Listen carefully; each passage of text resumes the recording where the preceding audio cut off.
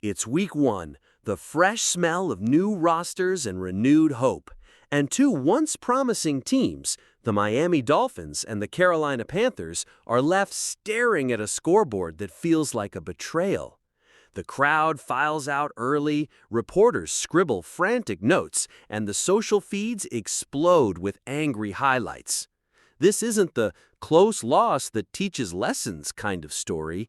These are ugly, confidence-crushing debuts that raise real questions about identity, preparation, and leadership for both franchises. The sting isn't just in the final numbers, it's in the way both teams looked fragile, confused, and beaten before the season even found its rhythm. What happened? Miami went to Lucas Oil Stadium and got punched in the mouth. The Dolphins were dismantled by the Indianapolis Colts in a 33-8 loss that never felt competitive after the first half. Miami trailed 0-20 at the break and never recovered, finishing with a multi-score deficit and a list of missed chances that reads like a blueprint for alarm. Daniel Jones paced the Colts, while Miami's offense sputtered, turned the ball over, and failed to generate consistent pressure or yards when it mattered.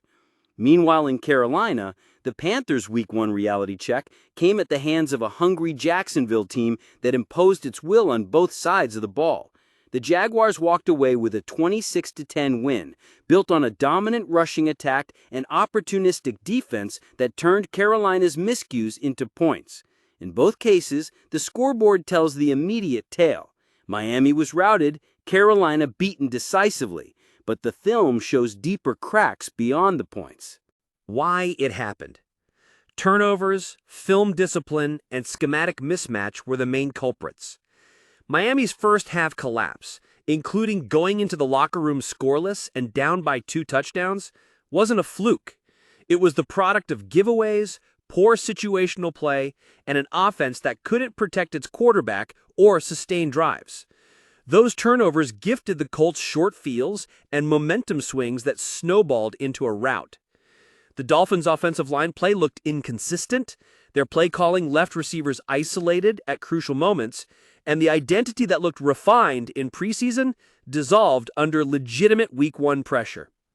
On the other coast, Carolina's problems showed up as a mixture of a struggling passing game, a young QB forced into uncomfortable reads, and a defense that couldn't slow down blast plays from Jacksonville, including a massive run that split lanes and changed field position. Add coaching transitions, new schemes that aren't yet fully installed, and rookie tendencies, and you have teams that can't yet translate their preparation into in-game resilience. The stat lines back this up. Miami's early haul at halftime and Carolina's turnovers and inability to stop big plays were decisive factors in both losses. These losses aren't just 2 lost games. They can be season-altering moments if mishandled. For players, a blowout breeds self-doubt. For coaches, it increases pressure and shortens the leash for tactical gambles. Fan bases that spent the offseason dreaming about bounce-back years are suddenly skeptical, and narratives that were kind to these franchises now tilt toward panic. Media cycles will replay every miscue, and social media will transform mistakes into reputations before the tape can be properly digested. The locker room must now contend with internal narratives. Are we a team that melts in pressure, or are we a group that learns and fights back? How the coaches respond, emotionally and strategically, in the next 48 to 72 hours will matter more than the final score in the long run. Week 1's losses sharpen evaluation criteria. Miami's offensive line and quarterback protection will be under instant microscope. Play callers may be pressured to simplify or pivot, and executives might revisit depth charts they assumed were settled. If injuries or repeated poor performances follow, personnel moves gain steam. In Carolina's case, the offensive identity question is immediate. Can the staff scheme more rhythm for the young signal caller and stop relying on improvised plays that invite turnovers? Defensively, failing to contain explosive runs and turnovers suggests schematic or execution issues that require personnel accountability and possible schematic tweaks.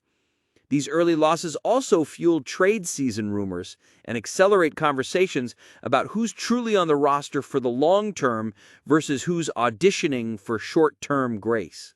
But the patterns matter more than the box score. Watch Miami's offensive line communication, third down conversion rate, and turnover differential next week. Small improvements in those areas separate a one-off collapse from systemic failure. For Carolina, watch red zone efficiency, sack/pressure numbers, and how the coaching staff adjusts play calling when their initial plan breaks down. If the same vulnerabilities show up again, we're looking at more than bad luck. We're looking at identity problems that can become season-long narratives. If, however, the Dolphins and Panthers return with sharper tackling, cleaner handoffs, and more disciplined decision-making from their quarterback rooms, this Week 1 stain can be scrubbed from the season's bigger picture. When teams fold early, the responsibility is collective. Players who give away the ball, coaches who leave the team exposed to game planning weaknesses, and front offices that fail to anticipate depth gaps, all share the blame. The sting is not punitive, it's instructive. This is the moment for brutal honesty, not excuses. Leadership has to own mistakes publicly and privately, not to resign to negativity, but to model how to rebuild trust. Fans want accountability. Veterans must step up in practice and meetings. Coaches must simplify where complexity failed and emphasize fundamentals that slipped. This is a make-or-break psychological moment. Will these teams double down on the culture changes they promised, or will they drift into finger-pointing and fear? The answer determines whether Week 1 becomes a wake-up call or a season-long hangover. Week 1 didn't kill either team's season, but it made the margin for error microscopic.